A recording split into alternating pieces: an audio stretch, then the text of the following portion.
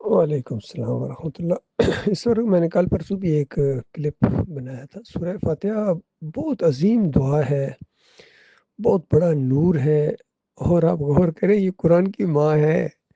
سارا قرآن اس دعا کا جواب ہے، اور یہ پورے قرآن کا خلاصہ ہے، اور بار بار پڑھی جانے والی صورت ہے۔ بار بار آپ اس کو پڑھیں، انسان کبھی تھک ہی نہیں سکتا، اکتا ہی نہیں سکتا۔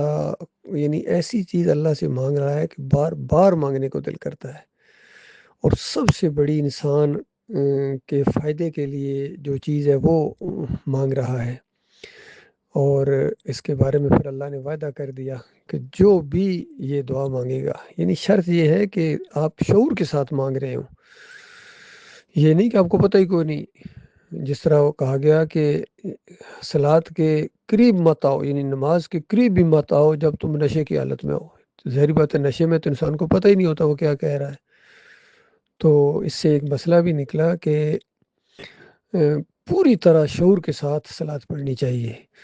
آج کل ان مسلمانوں کی اگرچہ ان کے عقیدے بھی خراب ہیں، اور عقیدے اسی لیے خراب ہیں کہ سورہ فاتحہ کو غور سے نہیں پڑھتے ہیں، ترجمے کے ساتھ نہیں پڑھتے ہیں، غور کر کے نہیں پڑھتے ہیں، شعوری طور پر نہیں پڑھتے ہیں۔ اور جو تھوڑا بہت شعوری طور پر پڑھتے ہیں، ترجمہ ان کو آتا ہے، ان کا عقیدہ خراب کر دیا بڑے بڑے علماء نے۔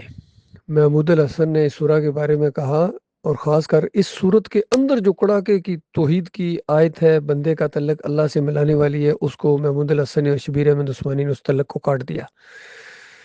کہتے ہیں اس آیت شریفہ سے معلوم ہوا، حالانکہ ایک سادہ فہم رکھنے والا انسان بھی جانتا ہے کہ اس آیت شریفہ سے کیا معلوم ہوا، کہ بندہ اپنے رب کو کہہ رہا ہے یا اللہ میں تیری عبادت کرتا ہوں، تجھ سے مدد مانگتا ہوں، کوئی واسطہ وسیلہ نہیں ہے۔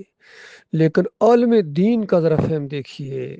عالم دین محمود الحسن صاحب دیوبندیوں کی چوٹی کے عالم، اور شبیر احمد عثمانی کہتے ہیں پاکستان بلانے میں بڑا ان کا ہاتھ ہے، لیکن دین بگاڑنے میں بھی ان کا بڑا ہاتھ ہے۔ کہتے ہیں اللہ کے مقبول بندوں کو خالص واسطہ رحمت الہی سمجھ کر اگر پکارا جائے عارضی طور پر، تو یہ بھی اللہ ہی کو پکارنا ہے۔ ساری توحید ختم، شرک کا دروازہ کھل گیا، ہدایت کا دروازہ بند ہو گیا، کیونکہ ساری ہدایت تو اس سورہ فاتحہ کے جواب میں ہے۔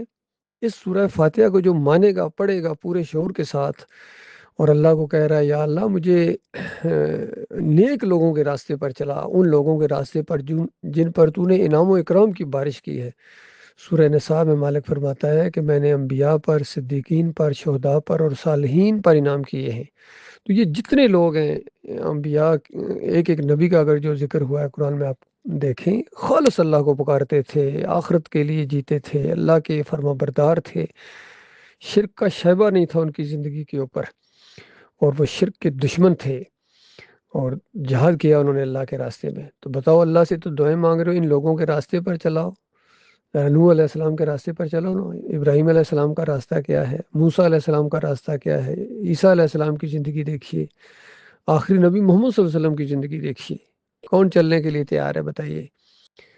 تو یہ جتنے یہ مولوی ہیں، جتنے فرقے ہیں، مسلک ہیں، یہ تو نہیں چل رہے ہیں، نہ یہ چلنا چاہتے ہیں، نہ یہ عوام چلنا چاہتی ہے۔ عام طور کے اوپر کوئی لاکھوں کروڑوں میں کوئی ایک ہو جو شعوری طور پر اس راستے پر چلنے کا ارادہ رکھتا اور پھر جم جانے کا عزم رکھتا ہو۔ تو یہ معاملہ ہے۔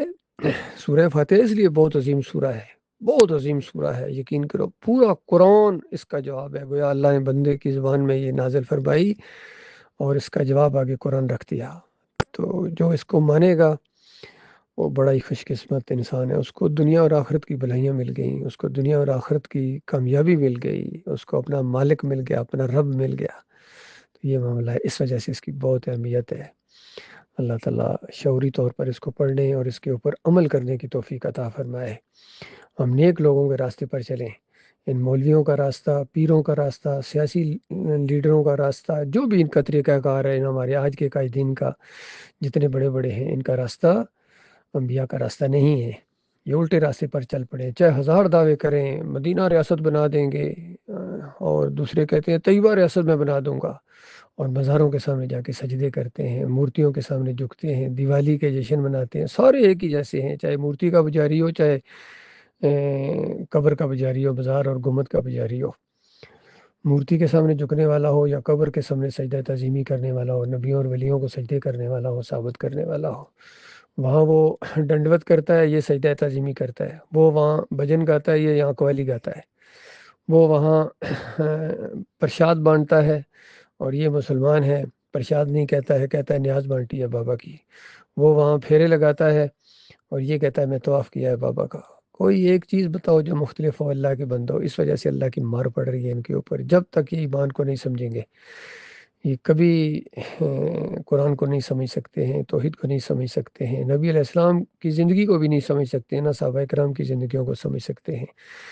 اور بر صغیر خاص کر اس کی عظیم اکثریت جو ہے، عظیم اکثریت جو ہے، یہ بت پرستی کے اندر آج بھی مبتلا ہے۔